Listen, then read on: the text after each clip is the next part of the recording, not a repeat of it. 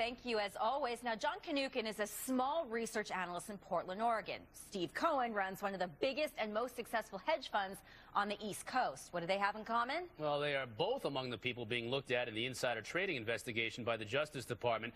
Now, Charlie Gasparino has a special guest with him right now, has insight into how this investigation is going. Charlie? And maybe inside information, not of the illegal type. First, let's get to a couple of headlines here that the Fox Business Network has been able to break in the last hour or so on this investigation. Clearly, Steve Cohen's SEC Capital and Knutkin, and John Knutkin, the research analyst out there in Portland, who they tried to wire up to entrap one of Cohen's people. Sources tell the Fox Business Network they are both central figures, and we should point this out, central figures in this I guess, ever-widening probe. We have, though, confirmed that neither Knutkin nor SAC have been given target letters yet, and that's really key. We'll get into that with my guest in a minute. As I said, they've not gotten target letters. Knutkin has told the Fox Business Network that he's pretty sure, however, he's going to get charged with something. He said that in an interview I did with him over the weekend.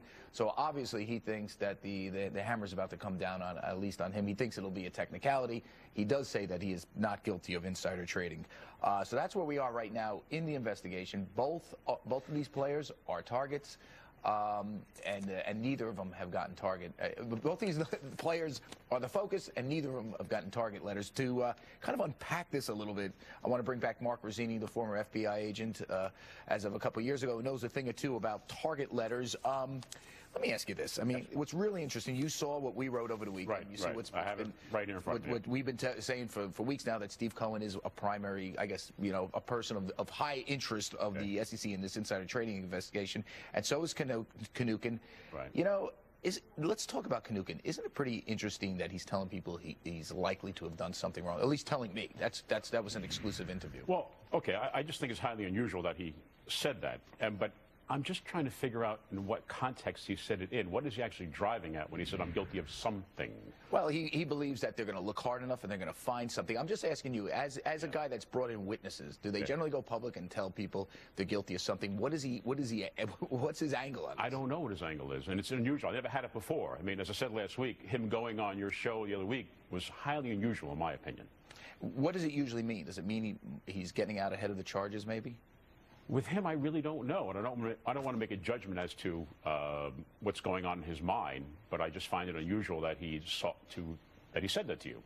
Do you think he's behaving irrationally? I mean, now I ask this because I speak to him. He doesn't sound irrational to me. I'm a reporter, but I ask you this because it is unusual. It's unusual that he said he might be charged with something, and he keeps going on. He keeps talking publicly. I mean, and then you have to ask yourself, if the FBI wanted to wire him up as a witness, do they want to wire up someone that's a little shaken at this point?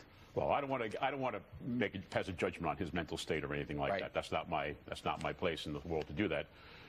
He had an opportunity a while back to get out of jail free, if you will. He had the opportunity to cooperate. Right. And now he was subpoenaed. Actually, his company was subpoenaed. Right. And as you know, he's the sole proprietor, along with his wife, of their company. Right. He has to respond to that subpoena, supply documents, and actually answer questions about those documents. Right.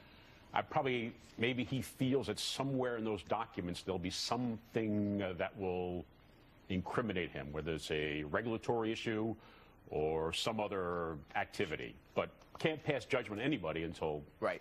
But he clearly feels there's something in there that he has to worry about. That's his words, not yours or mine. Right, so, right. Okay. Be that as it may. Let me ask you about Steve Cohen of SAC Capital. Again, another guy, every time I do a story and say that they're a primary focus, I get calls from their people saying, how dare you say that?